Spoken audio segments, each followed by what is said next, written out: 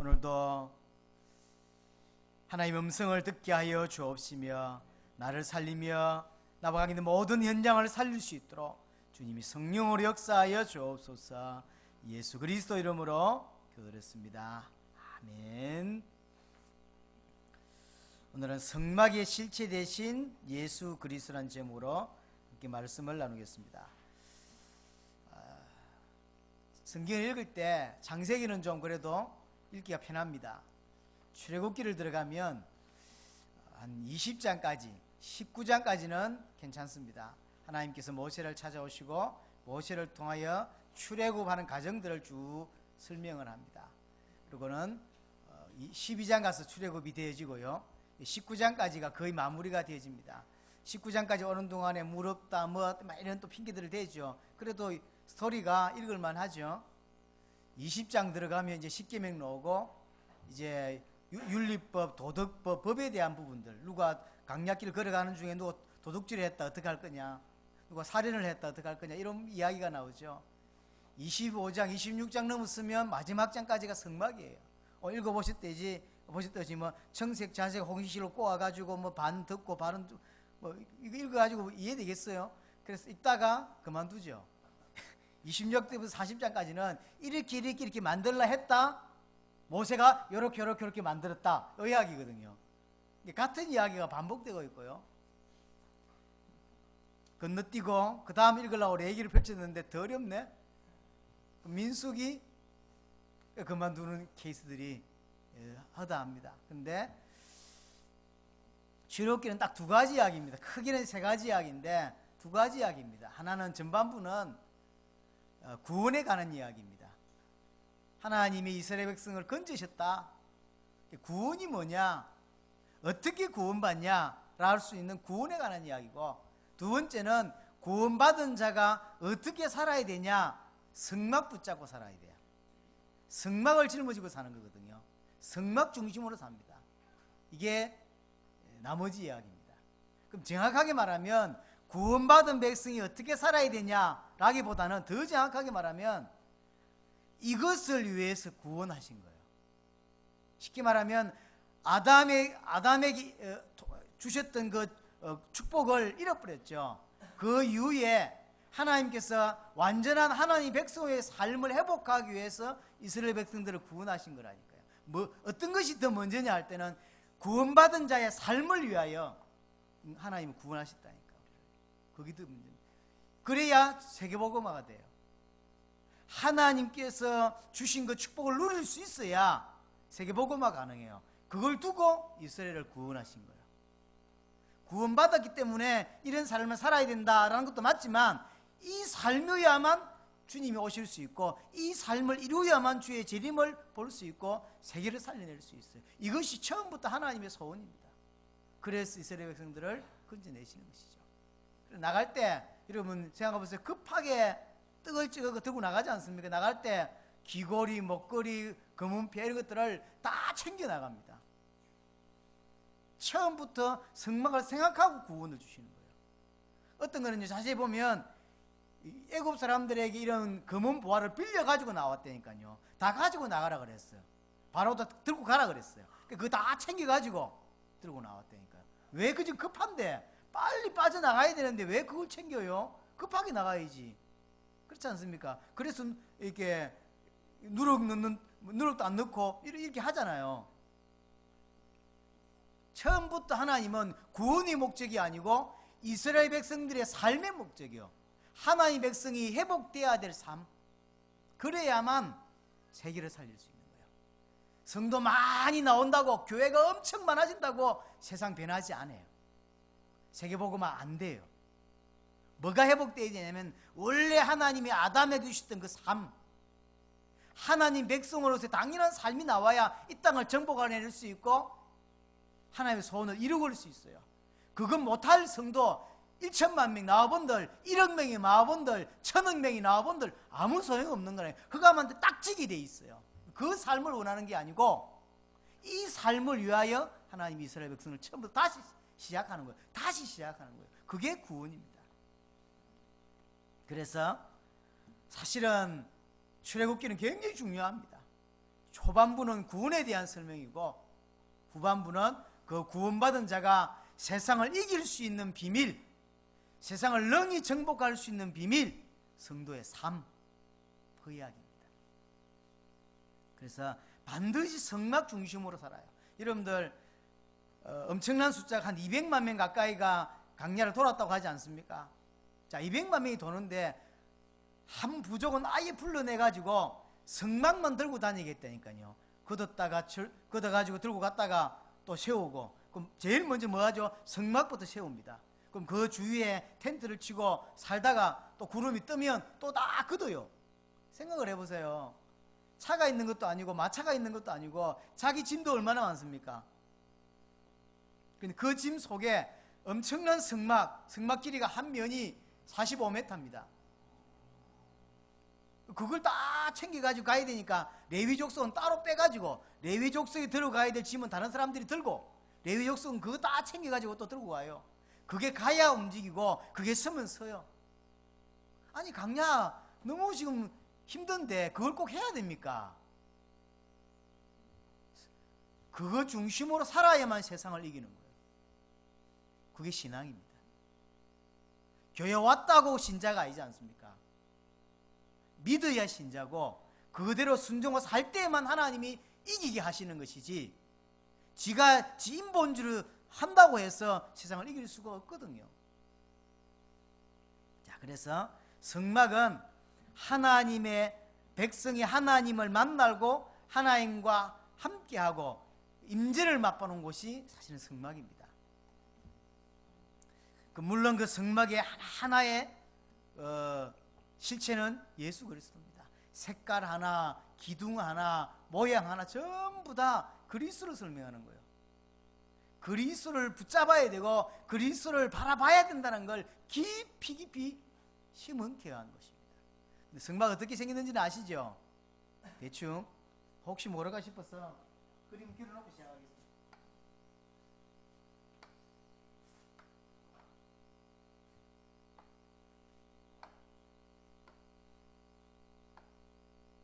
그림이 잘 안됩니다만 이렇게 생겼죠. 한쪽 면이 45m고요. 이쪽은 22.5m입니다.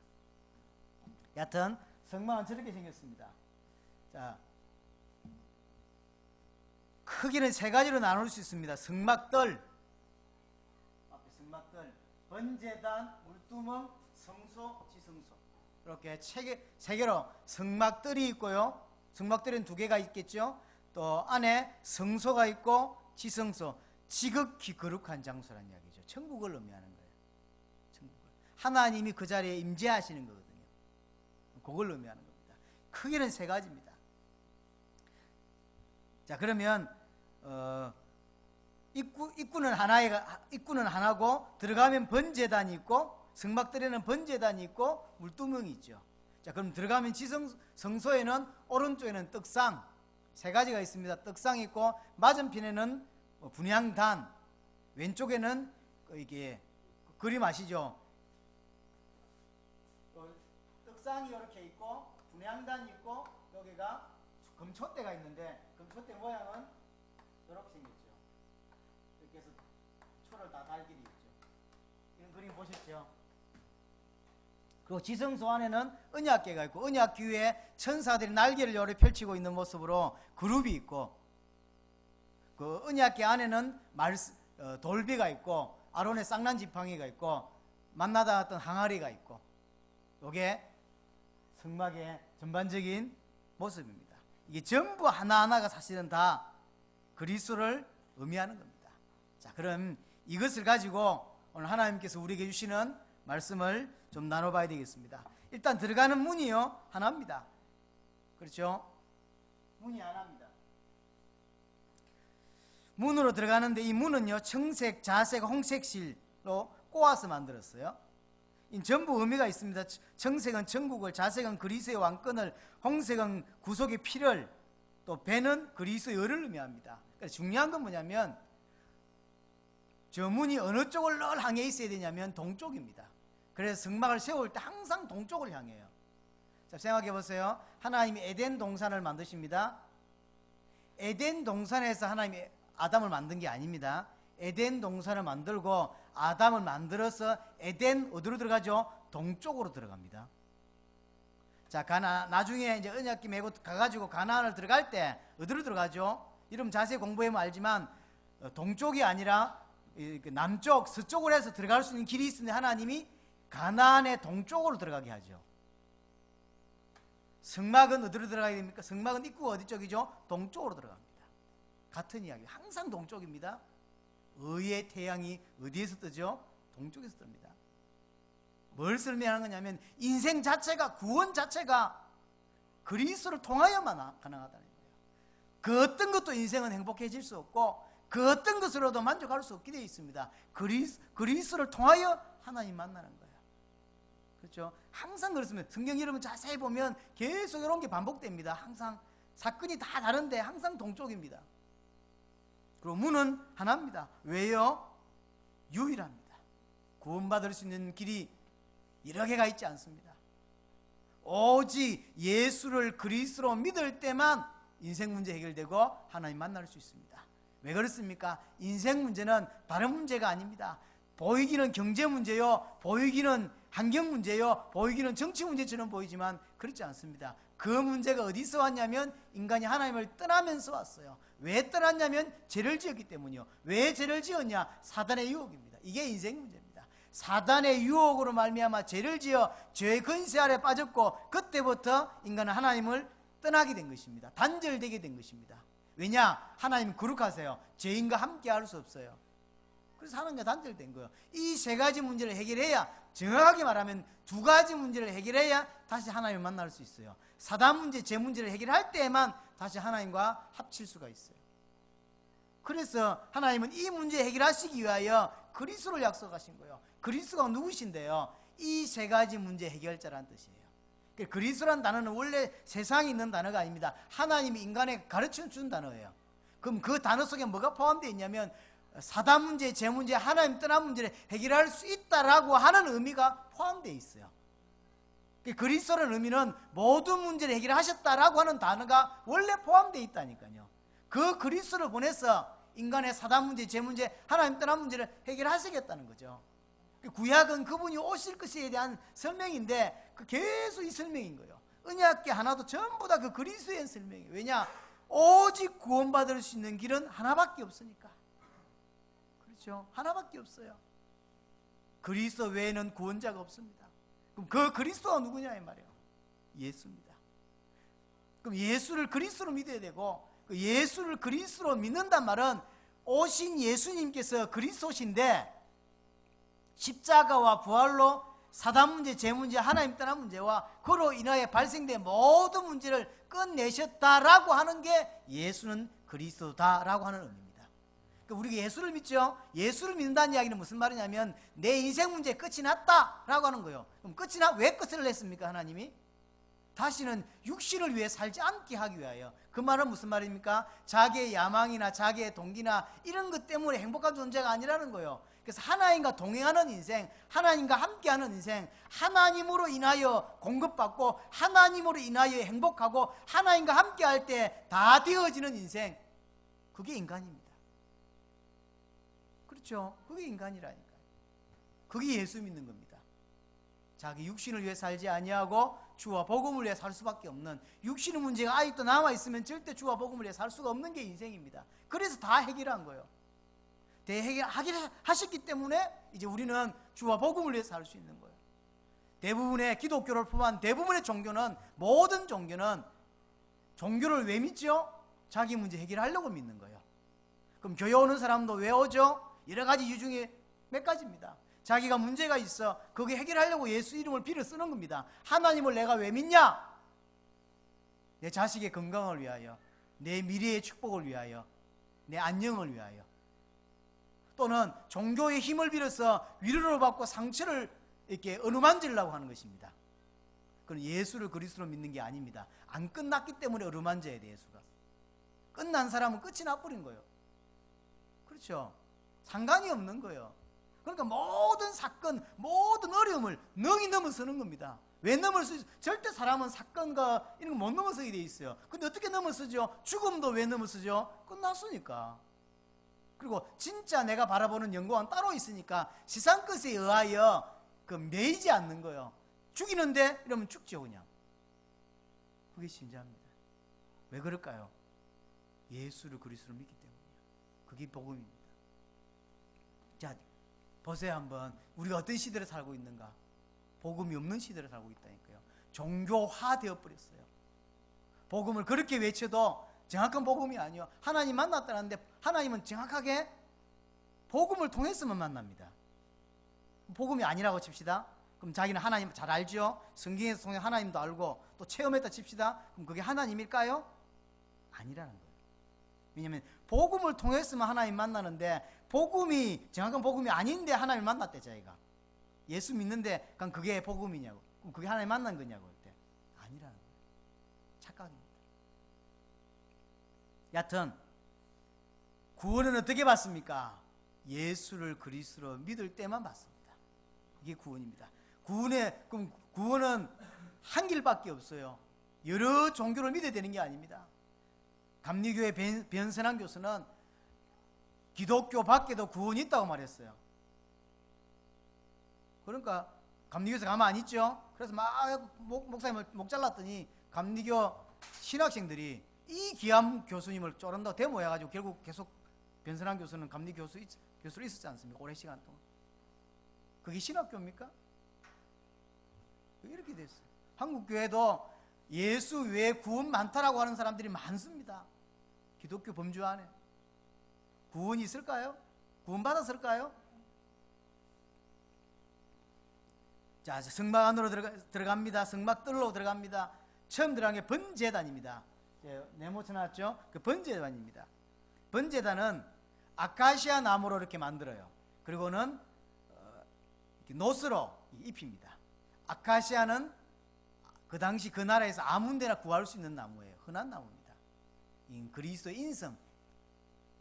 하나님께서 인간의 몸을 입으셨다는 거죠. 인성을 의미하는 것이고 노스로 덮었는데 노스는 그리스도의 심판을 의미하는 겁니다. 진노를 의미하는 거예요. 쉽게 말하면 하나님께서 인성을 입으시고 하나님이 모든 진노를 육신으로 다 받아내셔야만 인간 문제 해결할 수 있어요. 이 사건 없으면 인간 문제 해결이 안 됩니다. 죄는 반드시 저주입니다. 죽음이라는 게 있어요. 와야 돼요. 그게 결과입니다.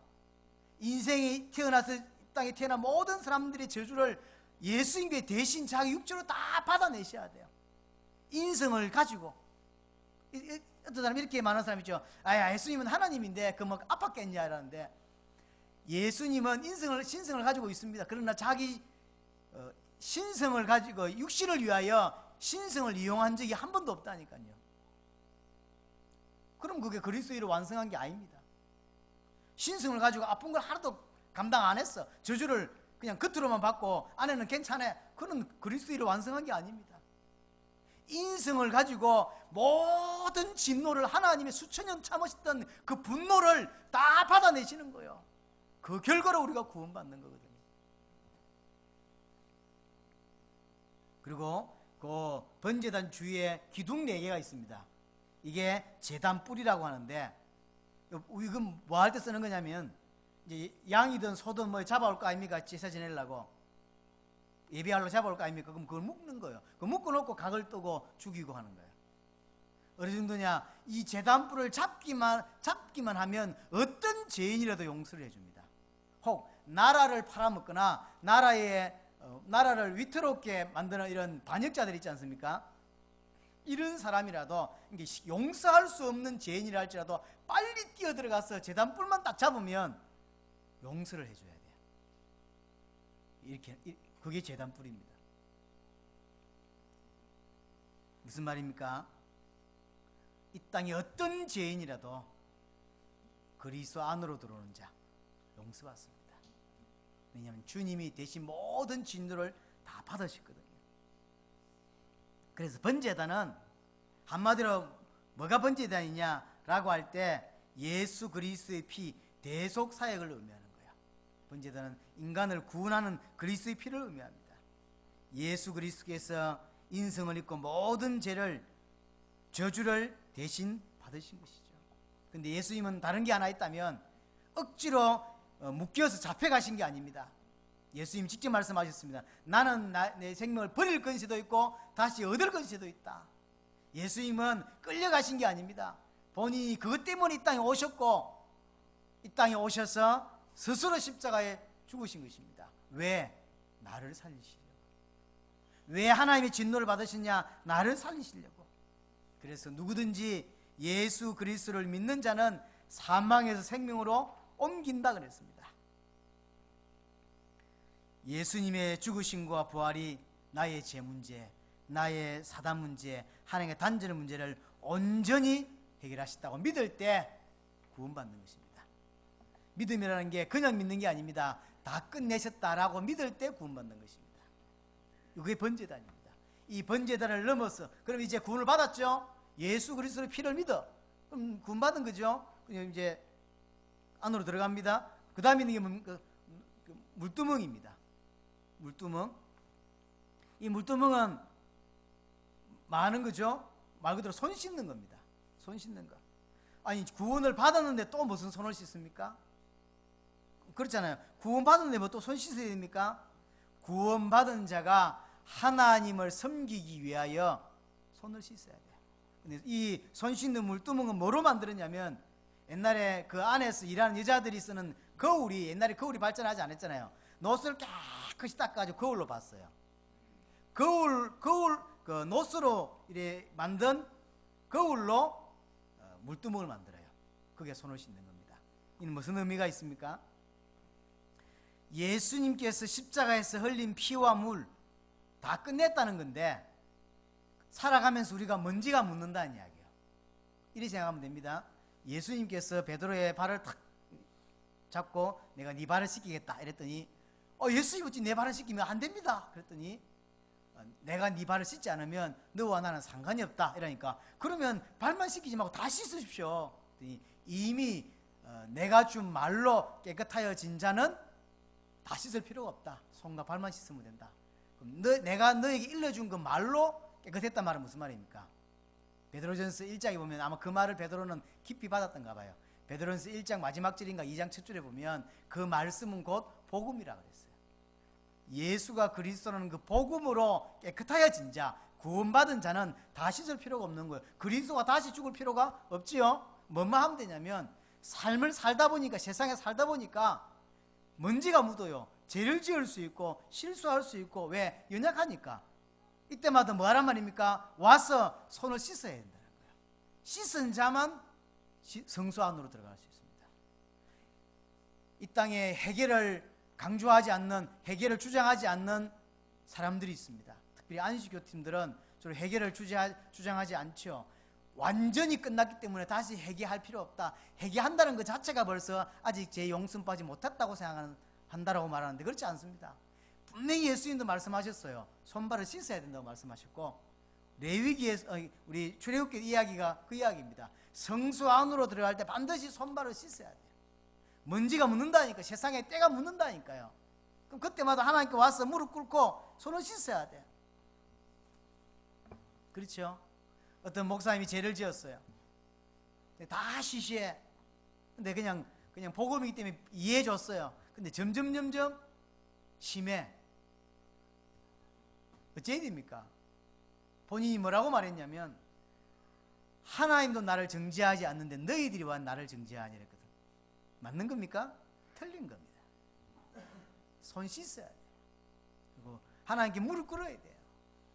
어디서 감히 하나님이 자기 보고 정죄하지 않는데. 왜냐 로마서 8장 2절을 말하면서 그 누구도 정죄함이 없대. 그게 그 말이 아니라니까요. 손발이 먼지가 계속 묻는다니까. 이 땅에서는 그거 씻어야 돼요. 그 하나님께 회개해야 돼요.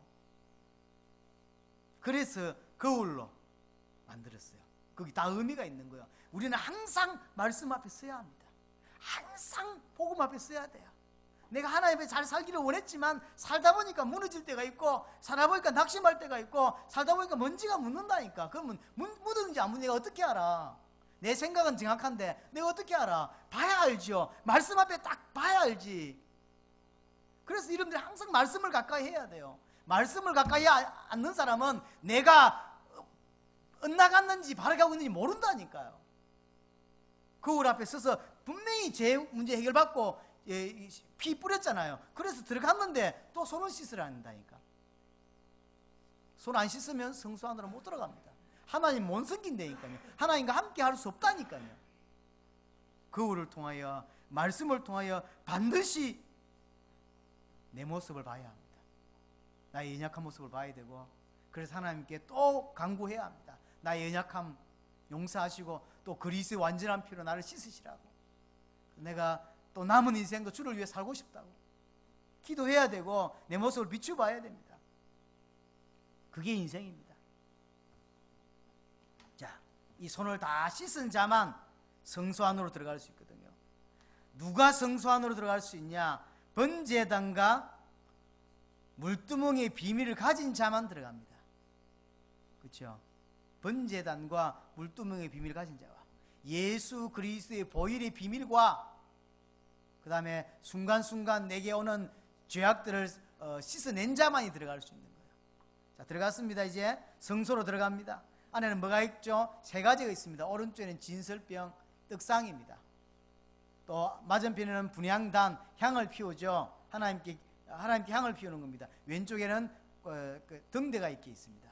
세 가지가 성소 안에 있습니다. 물론 이런 떡상이라든가 분향단 이런 것들은 모양은 아카시아 나무로 만들고 밖에 모양은 순금으로 입혔어요. 아카시아는 인성을 의미하는 것이고 순금은 신성을 의미하는 거예요. 그런 것까지 그러다 치고 세 가지만 기억하면 됩니다. 진설병, 뭘 의미하는 거죠? 떡상입니다. 배고플 때 먹는 거예요. 먹으라고 만들어 놓은 떡상입니다. 이게 뭘 의미하죠? 왜 떡을 거기다 갖다 놨냐고. 인간이 어떻게 살아야 되느냐를 예수 그리스도의 보혈과 그 피로 씻음 받은 자는 어떻게 살아야 되느냐를 세 가지로 갖다 놓은 거예요. 이게 성도의 삶입니다. 정확하게 말합니다. 어떻게 삽니까? 이 떡으로 살아야 돼요. 그 뭔 말이죠? 말씀을 의미하는 거예요. 생명의 떡, 말씀. 예수님 말씀하시죠. 그것은 신명기에 있는 말씀을 인용한 것입니다. 사람은 어떻게 살아야 된다 그러죠? 하나님의 입에서는 모든 말씀으로 산다. 인간은 밥 먹는 존재가 아닙니다. 혹시 그리 알고 있습니까? 그건 불신자입니다. 인간은 하나님의 말씀으로 사는 게 인간입니다. 그렇죠? 신명기 그렇게 8장에 그렇게 말씀하시고 그걸 그대로 예수님이 시험 받으시고 나서 강약에서 40년 기도하고 나서 첫 시험이 그 시험이었어요. 단순히 먹는 육신적인 걸 너무 이겼다라는 게 아닙니다. 여러분 그렇게 생각하십니까? 예수님이 받으신 시험이 육신적인 시험을 이겼다, 먹는 시험을 이겼다. 사람이 갖고 있는 것 중에 가장 욕구가 강한 게 먹는 욕인데 그걸 하나님이 예수님께서 이기셨다라는 게 아니라니까요. 신민기에서 말하고 있는 그걸 성취하시는 것이고, 인간은 어떤 존재인가를 설명하는 거예요. 인간은 떡으로 사는 존재가 아니고 말씀으로 사는 존재라는 사실을 설명하는 거예요. 인간은 떡 없어도 말씀으로 사는 존재입니다. 그러면 말씀만 들으면 떡 안 먹어도 되나요? 그 말인가요? 말씀으로 사는 자는 하나님의 떡을 먹이세요. 단 한 번도 지금까지 말씀으로 사는 자가 굶어 죽은 자가 없었다니까요. 이스라엘 백성들이 광야에서 굶어 죽었나요? 아니라니까요. 말씀 놓쳤다니까요. 이게 하나님의 백성이 어떻게 살아야 되냐를 설명하는 거예요. 인간은 육신의 떡으로 사는 존재가 아닙니다. 말씀으로 사는 존재입니다. 여러분이 말씀 어떻게 생각하는지 생각해 보세요. 그러니까 분명히 예수를 믿는 줄 몰라도 정확하게 모르면 어떻게 하나님의 백성을 어떻게 살아야 될지 모른다니까요. 말씀으로 사는 존재가 인간인데 인간은 하나님의 말씀으로 삽니다. 그래서 그 말씀이신 하나님이 직접 육신이 되어 오신 분이 예수 그리스도입니다. 예수 그리스도는 말씀을 전달하는 게 아닙니다. 본인이 말씀인데 육신으로 왔다니까요. 인간은 반드시 말씀을 들어야 되고 말씀을 봐야 합니다. 성경을 가까이 해야 되고 하나님의 말씀을 놓치시면 안 돼요.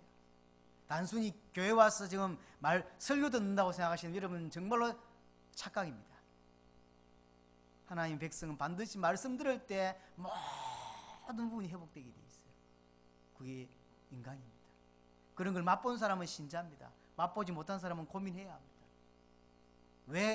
왜 말씀 안 듣는데도 잘 살 수 있는가라고 할 때 생각해 보셔야 돼요. 두 번째가 뭐냐면 분향단입니다. 맞은편에 있습니다. 이제 향을 피우는 거죠. 근데 이는 제사장이 매일 들어가서 향을 갈아놓고 계속 피웁니다. 뭘 이야기하는 거죠? 대제사장 되신 예수께서 우리를 위해서 지금도 간구하신다라는 것을 설명하는 겁니다. 그럼 그것만 의미입니까? 아니죠. 에베소서에 보면 무시로 성령 안에서 기도해라 되어 있습니다. 성도는 어떻게 살아야 되냐? 기도의 비밀을 가지고 살아야 됩니다. 첫 번째는 말씀 붙잡고 살아요. 그래서 성막이 움직일 때 같이 움직이고 성막이 설 때 같이 서는 거예요. 그렇죠? 성막 중심입니다. 그 핵심은 말씀입니다. 두 번째, 기도의 비밀을 가지고 있어야 세상을 이깁니다. 절대적입니다. 여러분, 제가 지난주에는 이삭에 대한 생각을 좀 많이 했습니다. 이삭이 어릴 때 자기 목숨과 대신해서 복음을 깨닫는 사건이 발생하죠. 이삭은 사실은요, 거의 창세기는 네 사람 이야기라는데 사실 이삭 이야기가 거의 없어요. 이삭 이야기가 거의 없습니다. 세 사람 이야기입니다. 구승의 목사하고 이야기를 해봤더니 웨스트민스터에서는 창세기를 네 사람 이야기를 하지 않는데요. 세 사람 이야기를 한다. 우리는 그렇게 배웠잖아요. 네 사람 이야기라고. 왜 세 사람 이야기를 해? 당연히 내 족보 이야기인데. 내 족보 이야기를 부인하는 게 아니고 주인물은 세 사람이라는 거예요.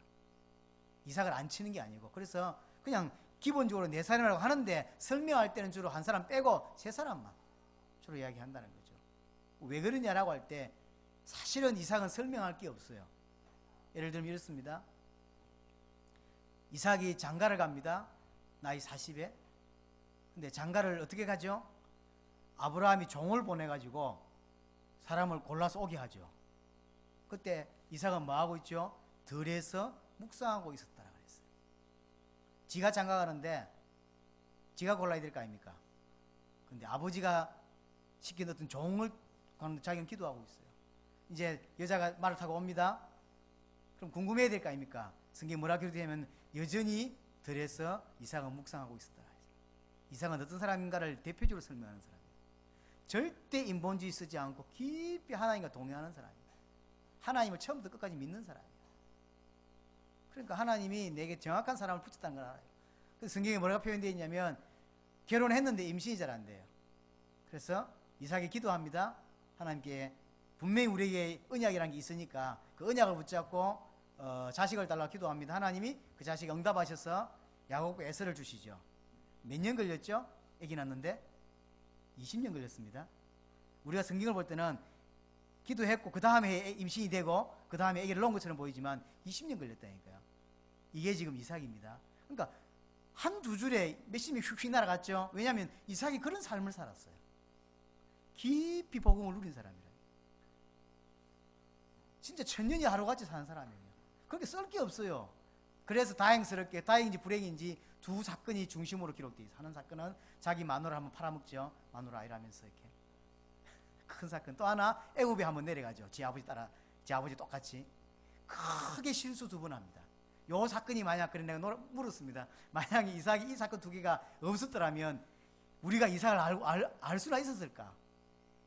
누가 누구를 낳고 할 때 그 잠깐 나오는 이름 그 정도. 이만큼 이삭은요 깊이 복음을 누렸던 사람이에요.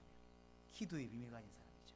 아브라함이 계속 실패하다가 언제부터 사실은 아브라함이 이름이 성경에서 거의 이제 안 나오죠? 이삭을 낳고부터입니다. 이삭을 낳고부터는 불신앙하지 않습니다. 하나님이 어떤 행태로든지 한다는 걸 알아들은 거예요. 이제.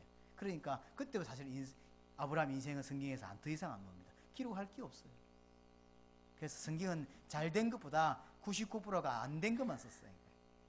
우리에게 많은 교훈들을 줍니다. 그러면서 또 한 가지 교훈이 뭘까라고 제가 구성희 목사하고 이야기하면서 얻은 답이 뭐냐면 이렇게 우리가 존경하는 인물들이 계속 실수를 해요.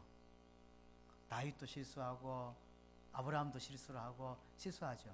그런데 그걸 뭘 그림자로 깔고 하는 이야기일까요? 오실 메시아는 그렇지 않다는 거예요. 그걸 깔고 있어요. 그걸 깔고 벌써 이 아브라함을 설명하고 이삭을 설명하고 이렇게 설명해요. 그렇게 복음을 깊이 누렸던 이삭, 그런데 실수가 했다 이 말이에요. 에녹이라는 사람은 300년간 하나님과 동행하였고 죽음을 보지 않고 하늘나라에 바로 갔다 그랬어요. 그럼 300년밖에 안 살았습니까? 오래 살았습니다. 오래 살았는데 300년을 동행했대 그래. 앞에는 아마 아닌 것 같아요. 뒤쪽에 300년을 하나님과 동행을 하루처럼 사는 거예요. 깊이. 그게 신앙인 건 사실은. 그래서 신자는요, 말씀 붙잡고 살아야 되고, 두 번째, 기도의 비밀이 있어야 세상을 승리합니다. 절대로 기도의 비밀 없으면, 제가 지금 제일 하나님께 기도하는 내용이 뭐냐면 이 부분이에요. 내 개인적으로 기도를 제가 얼마나 많이 했겠습니까? 그러나 내가 아무리 고민할 때 늘 갈급한 것이, 늘 이렇게 안타까운 것이 하나가 뭐냐고 말하면 기도입니다. 내가 생각할 때만큼 기도의 깊이가 안 들어가져요. 중간에 몇 번 하나님께 기도하면서 체험한 적이 있어요. 그건 이상을 체험했다는 이야기가 아니고, 수련회 동안에 말씀 붙잡고 기도하다가 잠시 이제 30분 쉬고 메시지 시작한다는데, 그러니까 사람 다 일어서 화장실 가잖아요. 앉아서 잠시 묵상했는데 사람들 들어오더라고요. 근데 나가려니까 목사님 들어온 거요. 40분이 지났어요. 그러니까 내가 기도한 게 딱 한 20초 기도했다 시작하는데 30분이 흘렀던 거예요. 그런 경험이 제게 한두 번 있습니다. 여러분 중에도 있을 거예요. 근데 그런 맛을 보고 나니까 제가 기도할 때 깊이가 안 들어가 계속 잡념이 생겨요. 금요일날도 기도하다가 한 5분 기도하고 나면요, 자꾸 생각이 또 여러분들도 떠오르고 자꾸 떠올라요. 떠올라다 온 세상을 돌아다니다가 돌아옵니다. 한두 번이 아니라 늘 하나님께 신앙생활하면서 늘 답답하고 아쉬웠고 안타깝고 한 게 뭐냐면 딴 게 아닙니다. 기도입니다. 제가 지금 이상하게 기도에 깊은 부분 쪽에 안 들어간다는 생각이 너무 많아요. 그런 건 여러분 없습니까? 여러분 개인적으로 기도뿐만 아니라 여러 가지 부분에서 여러분 그런 거 없습니까? 있다니까. 그게 말씀 붙잡고 살고 기도의 비밀을 가지고 사는 게 인생이에요. 세 번째가 등대입니다. 유일하게 성소 지성소 안에 유일하게 있는 빛입니다. 세상을 이길 수 있는 유일한 빛, 그리스도입니다. 그래서 빛 자체가 그리스도를 설명하는 것이지만 이 또 하나의 설명이 뭡니까? 이 세상을 살릴 수 있는 유일한 답이 그리스도라는 거예요. 그래서 성도는 어떻게 살아야 됩니까? 말씀으로 살고 기도로 살고 전도로 사는 거예요. 하나님 어떻게 섬깁니까? 말씀으로 섬기고 기도로 섬기고 전도로 섬기는 거예요. 그렇죠? 그래서 우리가 떡, 선지자, 분향단, 제사장, 등대, 왕을 설명하는 거죠. 우리는 어떤 일을 이 땅에서 하며 사냐? 선지자, 제사장, 왕의 일을 하며 사는 거. 이게 신자입니다. 하나님을 어떻게 섬기죠? 말씀을 붙잡고 기도하면서 전도의 비밀로 하나님을 섬기는 겁니다. 하나님을 섬기는 게 뭐 다른 걸로 섬긴다 생각합니까? 아니라 이 세 가지로 섬긴다니까요. 말씀 들으면서 말씀 붙잡고 예배하면서 하나님을 섬기고, 또 하나는 기도의 비밀 가지고 하나님을 섬기고, 또 하나는 전도로 하나님을 섬기는 거예요. 이 하나님을 섬기는 사람이 어떻게 세상을 살아가고 어떤 일을 하며 살아가냐? 선지자, 제사장, 왕의 일을 하는 거예요. 이게 원래 아담이 가졌던 축복입니다. 선지자, 제사장의 왕적인 축복을 아담이 가지고 있었어요. 이게 신자입니다. 그렇죠? 이게 신자입니다. 하나님 우리에게 말씀을 주시고 있습니다. 그 말씀을, 주신 말씀을 날마다 붙잡아야 되겠죠. 그 말씀이 우리의 삶의 이유요, 삶의 내용이요, 삶의 방법입니다. 말씀에서 답을 찾으셔야 돼요. 여러분들이 다 계획해놓고 다 해놓고 하나님 기도하지 말고 그건 기도가 아니죠. 말씀에서 답을 얻으셔야 돼요. 그게 신자입니다. 자, 이제 이 세 가지를 거쳐서 지성소로 들어가는 그 휘장이 이렇게 놓여 있습니다. 휘장이 두껍습니다. 10cm가 넘습니다. 그래서 사람이 찢을 수 있는 휘장이 아닙니다. 예수님이 십자가 지실 때 휘장 위에서 아래로 쫙 찢어졌죠. 뭘 의미하는 겁니까? 예수님이 십자가에 흘린 피로 육신을 찢으심으로 말미암아 하나님 만날 수 있는 길이, 천국으로 통하는 길이 열렸다는 거예요. 이제 누구든지 우리가 예수를 그리스도로 믿는 자는 제사장이 됩니다. 누구든지 들어갈 수 있습니다. 그렇죠?